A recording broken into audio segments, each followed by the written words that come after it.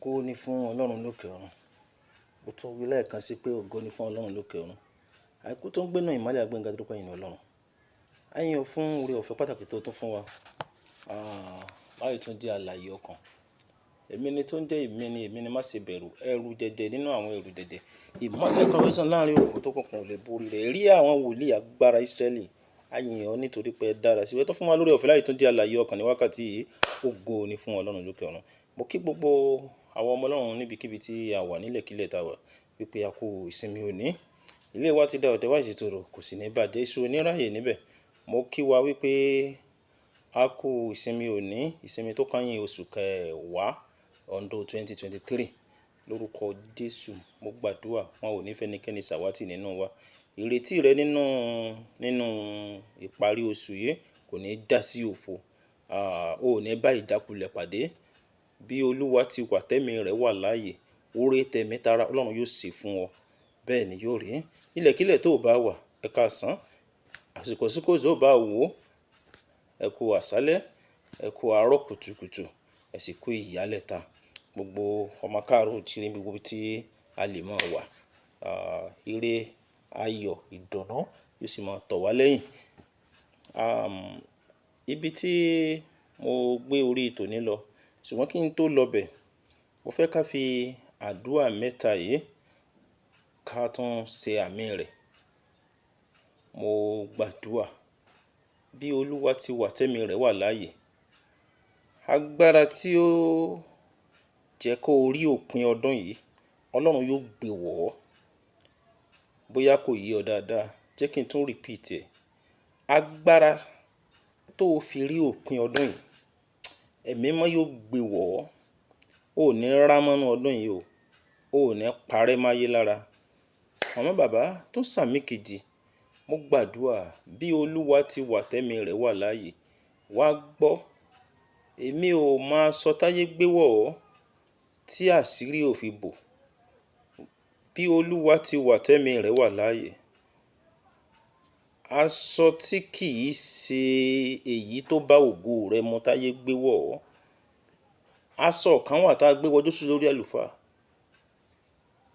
Kò bá ògo Jósù lórí àlùfáà mu. Aṣọ tí ò bá ògo tiẹ̀ mu táyé gbé wọ̀ ọ́. Èyí tó mú kógo àtìràwọ̀ yẹn má farahàn bó ṣe yẹ kó farahàn. Iná ẹ̀mí mímọ́ ó yá kó bọ́ jóná. Ẹ ó dá lábùkún fún o. Ọ̀tá ò ní rẹ́yìn rẹ. Àdúrà kẹta rèé. Bí Olúwa ti wà tẹ́mi rẹ̀ wà láàyè. Wá gbọ́, kì í ṣe nípa ipá tàbí nípa agbára. Ayé tó wà tí ò tẹ́ Ọlọ́run yẹn. Lórúkọ Jésù, ipò tó wà tí ò tẹ́ Ọlọ́run.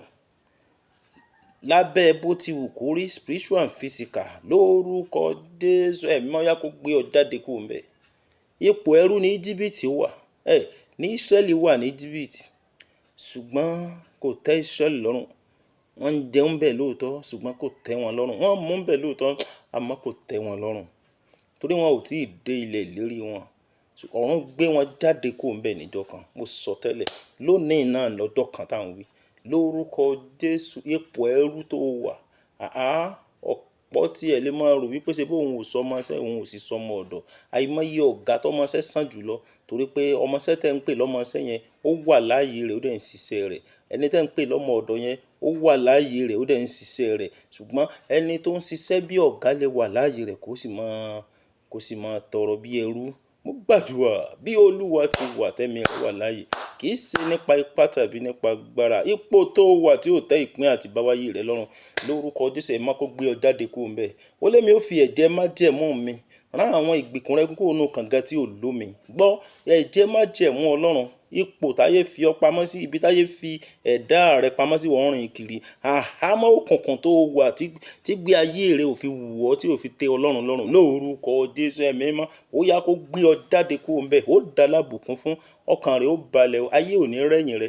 Bẹ́ẹ̀ ni yóò rí. Ògo ni fún Ọlọ́run lókè ọ̀run.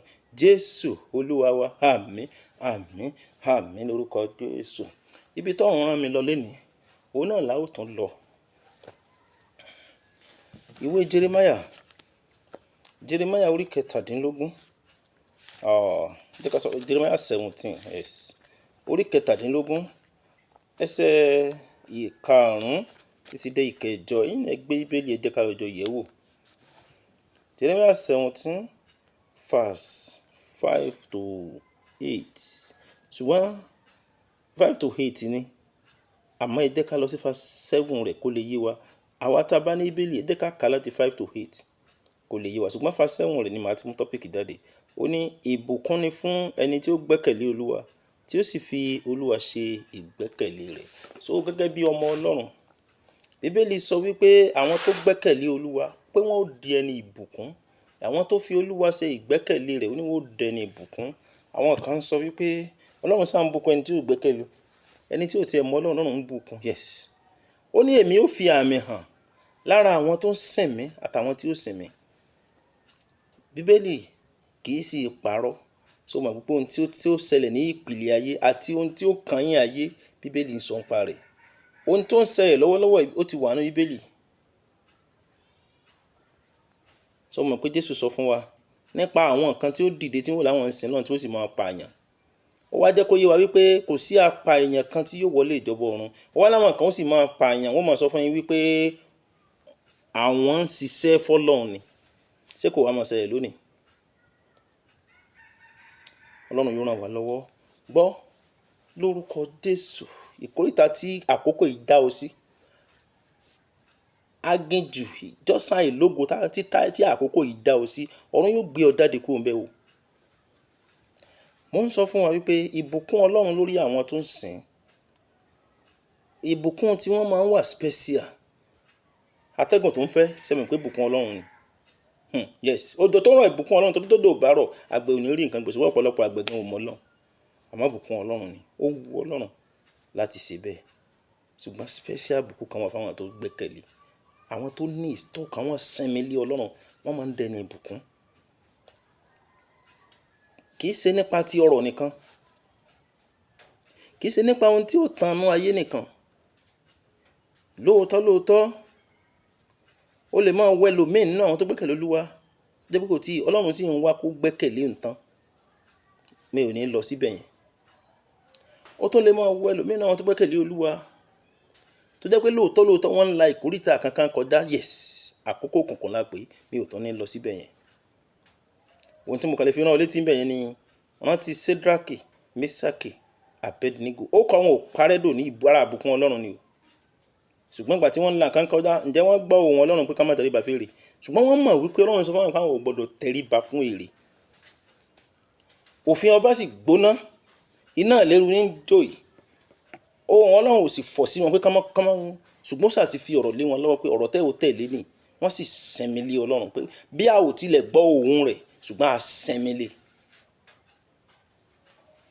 Wọ́n lè má gbọ́ ohùn rẹ̀, ṣùgbọ́n wọ́n sinmi lé. Wọ́n lè má gbọ́ ohùn rẹ̀, wọ́n lè má tí ì ráàyè láti képe ní ìkóríta yẹn, ṣùgbọ́n ọkàn wọn sinmi lé.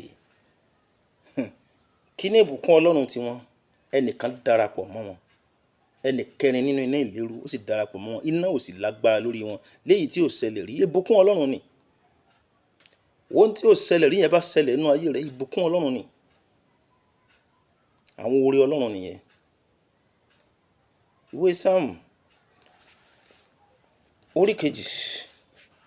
Tá bá wo orin Dáfídì yẹn, tá bá wo ẹsẹ̀ 12 rẹ̀.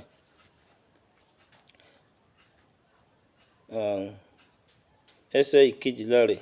Ó ní fi ẹnu kò ọmọ náà ní ẹnu, kí ó má ṣe bínú. Ó ní ẹ̀yin á sì ṣègbé ní ọ̀nà rẹ̀ bí inú rẹ̀ bá ru díẹ̀. Kìín. Ìbùkún ni fún gbogbo àwọn tí ó gbẹ́kẹ̀ wọn lé. Kẹ̀lẹ́ báyìí pé bí wọ́n bá mú bínú, ó lè mú wọn ṣègbé. Ó wá ní àwọn tó gbẹ́kẹ̀lé wọn à ní mú bínú tiẹ̀. That means bí ènìyàn ò bá ti gbẹ́kẹ̀lé Ọlọ́run, wọ́n bínú Ọlọ́run, ó sì lè ṣègbé. Yes, ẹni tí ò ní gbẹ́kẹ̀lé inú ẹni tó dá, ó lè ṣègbé. Ó dàbí ajá tí ń lọ tó tẹ̀ lọ́lọ́dẹ, ṣùgbọ́n kò fi etí sí fèrè ọlọ́dẹ. Ọlọ́dẹ ń fọ́n fèrè kò gbọ́, sẹ́mi pé yóò ṣègbé inú igbó yẹn. Àbájá kọ́ ni, ṣebí kó lè rú ẹran sí wa tàbí kó lè pa ẹran tọ́wọ́ rẹ̀ bá ká. Òun kọ́ náà ti mú lọ gbó ni, kí wáyé tó fi ṣègbé. Àmọ́ ó lè ṣègbé bí ò bá gbọ́ ohùn ọlọ́dẹ. kì í sọ ọlọ́dẹ ló dá ajá o, ó kàn sin ajá lásán ni. Mélòó mélòó ni ẹni tó dá wa tó bá wá ní ìgbẹ́kẹ̀lé nínú ẹ̀, sórí pé àti ṣègbé gan rọrùn torí ó ti kọ ẹlẹ́dàá rẹ̀ sílẹ̀. Ó rí ni ìwé Àìsáyà, ó ní àwa ò jẹ̀bi, ó ní àwọn tí ń pa wọ́n sì sọ pé àwọn ò jẹ̀bi, ó ní torí pé wọ́n ti kọ Olúwa ibùgbé òdodo wọn sílẹ̀, ó ní àní Ọlọ́run. Ọ̀pọ̀ ló ń lọ sílé ìsìn, ọ̀pọ̀ ló jókòó lé ìsìn, ọ̀pọ̀ ló rò pé òun sin Ọlọ́run tó jẹ́ pé wọ́n sì ti kọ Ọlọ́run sílẹ̀ nítorí pé wọn ò ní ìgbẹ́kẹ̀lé nínú Ọlọ́run. Kí ni tó kàn ọ́ lójú ọ̀nà? Ǹjẹ́ o fi gbẹ́kẹ̀lé ẹ̀ sínú Ọlọ́run? Lórúkọ Jésù yóò dára fún wa. Oníṣẹ́jú díẹ̀ sí láti lọ. Isaiah 30 verse 18. Isaiah 30 verse 18, ẹsẹ̀ ìkejìdínlógún. Ìkejìdínlógún. Verse 60 verse 18. 30 verse 18. Ó nítorí náà ni Olúwa yóò dúró kí ó lè ṣe oore fún yín, àti nítorí èyí ni ó ṣe ga kí ó lè ṣe ìyọ́nú sí yín. Nítorí Olúwa ni Ọlọ́run ìdájọ́, ìbùkún ni fún gbogbo àwọn tí ó dúró dè é. Àwọn tó kàn wọ́n sinmi lé pé àwọn mọ̀ pé Olúwa ń bọ̀, yóò sì yọ sáwọn wẹ́rẹ́. Ó ní ìbùkún ni fún wọn. Ọlọ́run sọ pé wọ́n ó dẹni ìbùkún. Ìwọ náà sọ gbẹ́kẹ̀lé Ọlọ́run báyìí kí ìwọ náà lè dẹni ìbùkún ni. So sinmi lé Ọlọ́run báyìí.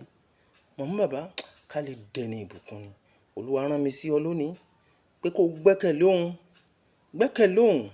Ìkóríta tó wà, gbẹ́kẹ̀lé Ọlọ́run. Yẹra rẹ wò, ṣé mò ń sin Ọlọ́run tí mò ń sìn? Àbí ènìyàn ni mò ń sìn? Olórí ẹ̀sìn, olórí ìjọ lẹlòmíì ń sìn.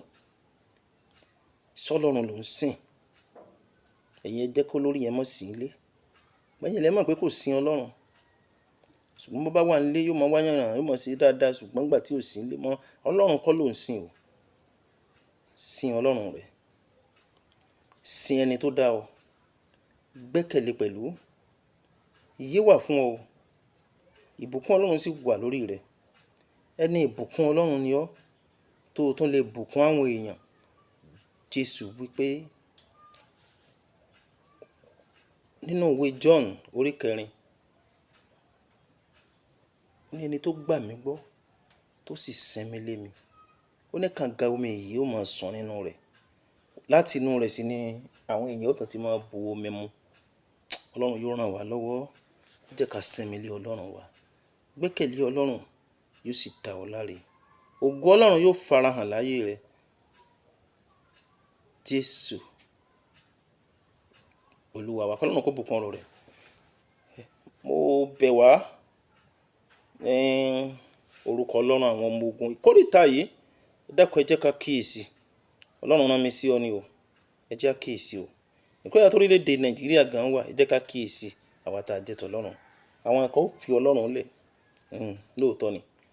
Ìwé Timothy orí 1. Timothy 1 orí 4. Ó ní nígbà tó bá di àkókò kan, ó láwọn mìíràn yóò kúrò. Ó ní ẹ̀mí ń tẹnu mọ́ fún yín pé ní àgbẹ̀yìn ọjọ́ àwọn mìíràn yóò kúrò nínú ìgbàgbọ́. Wọ́n máa fiyè sí ẹ̀mí tí ń tan ní jẹ àti ẹ̀kọ́ àwọn ẹ̀mí èṣù. Ó kórè social media o. You have to very very careful. You have to very very careful. Ó kórè social media. Ó kórè social media. Ẹ̀kọ́ ẹ̀mí èṣù. Ẹ̀mí tí ń tan ní jẹ. Wọ́n máa tàn ọ́ jẹ kó lè fi Bíbélì ilẹ̀, kó lè fọ̀rọ̀ Ọlọ́run lẹ̀. Wọ́n máa tàn ọ́ jẹ kó má bàa sìn Ọlọ́run mọ́. Wọ́n máa tàn ọ́, ṣùgbọ́n wọ́n lò wá nígbà o. Agbára òjò ni wọ́n, kò lóhùn ò ní léwó. Mélòó lọ fẹ́ lò láyé ọ̀ tó fẹ́ máa wẹ̀ wúrin? Ní tó lò láyé ò tó nǹkan o. Ibi tó ti fẹ́ lọ ayérayé rẹ ni kó yẹnu wò, ni kó ro wo. Àwọn wọ̀nyí ni wọ́n ń fi yè sí, tí wọ́n fi ń jówó ìlú kó. Àwọn wọ̀nyí ni wọ́n ń fi yè sí, tí wọn ò fi láàánú àwọn ìlú lójú. Àwọn wọ̀nyí ni wọ́n ń fi yè sí àwọn ẹ̀kọ́ ẹ̀mí èṣù, àwọn ẹ̀mí tí ń tan ní jẹ. Àwọn wọ̀nyí ni wọ́n ń fi yè sí tí wọ́n fi ń ṣiṣẹ́ burúkú tó wù wọ́n. Wo orílẹ̀-èdè tá a wà yìí, àwọn ni wọ́n rò pé àwọn sin Ọlọ́run jù, ṣùgbọ́n àwọn lè rọrùn àpáàdì jù. Àwọn ni wọ́n rò pé àwọn gbàgbọ́ jù lágbàáyé, ṣùgbọ́n àwọn ni ìwà búburú kún ọwọ́ wọn. ìjọ ń pọ̀ lóòótọ́, ẹ̀sìn sì ń pọ̀, ṣùgbọ́n ìwà búburú ń pọ̀ nílùú. Torí kí ni? Àìsinmi lé Ọlọ́run. Ẹ ò kọ́ wọn báwo ṣe gbẹ́kẹ̀lé Ọlọ́run. Má jẹ́ kí n tàn ọ́, ewu ń bẹ lóko lóńgẹ́. Alóńgẹ́ gan náà ewu ni, torí nígbà tó bá dójú ọ̀nà, ìka àbámọ̀ bẹ́ẹ̀ kún sí bẹ́ẹ̀. Lórúkọ Jésù èmi àti àwọn nígbà kan nínú méjèèjì o. Ẹ jẹ́ ká yí padà ká gbẹ́kẹ̀lé Ọlọ́run wa. Òun ló dá wa, ẹ jẹ́ á sinmi lé. Ni àwa ní àgùntàn pápá rẹ̀, àwa ní ènìyàn rẹ̀. Ọlọ́run yóò ràn wá lọ́wọ́. Ó kà tó ní kí n fi kún ni, yóò dára fún wa. God bless you. Ibi tí a rán mi dé náà ni mo dé yìí, mo sì ti tún padà sílé mi. Ọlọ́run yóò ràn wá lọ́wọ́. Àwọn ọmọ Ọlọ́run, ẹ jẹ́ ká gbàdúrà. Bàbá wa tí ń bẹ lọ́run, a gbé yín ga torí pé ẹ̀yin ni Ọlọ́run. A yìn ọ́ fún ibi tí ó ràn wá lọ́wọ́ dé láti tún rí òní ọjọ́ ìsinmi, láti tún kọ́ ẹ̀kọ́ náà gẹ́gẹ́ bí ọmọ Ọlọ́run. A yìn ọ́ torí pé o kọ́ wa. A yìn ọ́ torí pé ó yé wa. A yìn ọ́ torí pé àwa ò gbà sódì nínú ọkàn wa. Ó bọ́ sí ilẹ̀ rere, kò bọ́ sí ibi tẹ́gùn. Èṣùṣù wà níbi tí orí àpáta wà tẹ́yẹ ó kàn ti wá tí ó sàjẹ́. Ó bọ́ sí ilẹ̀ ọlọ́ràá. A yìn ọ́ bàbá, iṣẹ́ ó yá gba ọpẹ́ wa. Bàbá ní ti ẹ̀ṣẹ̀ dáríjì wa o. Àwọn ọmọ rẹ tún ń lọ ní ìtọ̀sẹ̀ yìí. Ọlọ́run ayérayé kó darapọ̀ mọ́ yín. Ewu ọ̀sẹ̀ yìí ò ní wú yín o. Aburú náà ọ̀sẹ̀ yìí ò ní kàn yín. Àjálù ọ̀sẹ̀ yìí ò ní dálù yín. Bó ti wù kó rí, ẹ ó mọ̀ rere mú. Gbogbo ẹ̀yin tí ayé ti ń fi èkùtà bá jà lọ́sẹ̀ yìí lórúkọ Jésù, Ọlọ́run yóò ṣínà fún ọ. Gbogbo èkùtà, Ọlọ́run tó yí ìgbé ayé Jósẹ́fù padà, tó sọ bí rere, yóò yí ìgbé ayé òwò rẹ padà, yóò yí ìgbé ayé rẹ padà, yóò yí ìgbé ayé rẹ padà, ọkàn rẹ yóò balẹ̀. Torí pé o ṣetán láti sinmi lé Ọlọ́run, a mú ọ kúrò lásàrẹ̀, a sọ sí ilé ọlọ́ràá, ọkàn rẹ yóò balẹ̀. Ibi tó wà yẹn yóò di ilé ọlọ́ràá fún ọ. Torí níbi tí bàbá wa Ábúráhámù mú, ilé aṣálẹ̀ ni, ó sì di ilé ọlọ́ràá. Ibi tí ọ̀rẹ́ wa kejì sì mú, ó fọkànjúwà mú bẹ̀. Wọ́n ní ilẹ̀ tó kún fún ohun rere ni, ṣùgbọ́n kò lè gbé bẹ̀. Wàá gbọ́, ìwọ tó gbẹ́kẹ̀lé Ọlọ́run, Ábúráhámù gbẹ́kẹ̀lé Ọlọ́run o. Ó di bàbá ìgbàgbọ́, ó tún dalábùkún fún lórúkọ Jésù. Wọ́n náà ó dalábùkún fún ọ. Kí ẹgbẹ̀rún èèyàn máa jẹ nínú ilé rẹ, o ò ní mọ̀ọ́sì o. Kó o máa bọ́ igba èèyàn, o ò ní ṣaláì ní ohun rere. Bẹ́ẹ̀ ni yóò rí. Ó sì máa bọ́ orílẹ̀-èdè. Ìwọ tó lámì yẹn ṣe dáadáa lórúkọ Jésù, ó máa bọ́ orílẹ̀-èdè. Bẹ́ẹ̀ ni yóò rí. Gbọ́ àdúrà Jésù Olúwa wa. Àmín. Àmín lórúkọ Jésù. God bless you. Mo kí wa lẹ́ẹ̀kan sí pé a kú ìsinmi òní. Tìjọ́ mẹ́jọ yóò ṣojú ẹ̀mí wa. God bless you.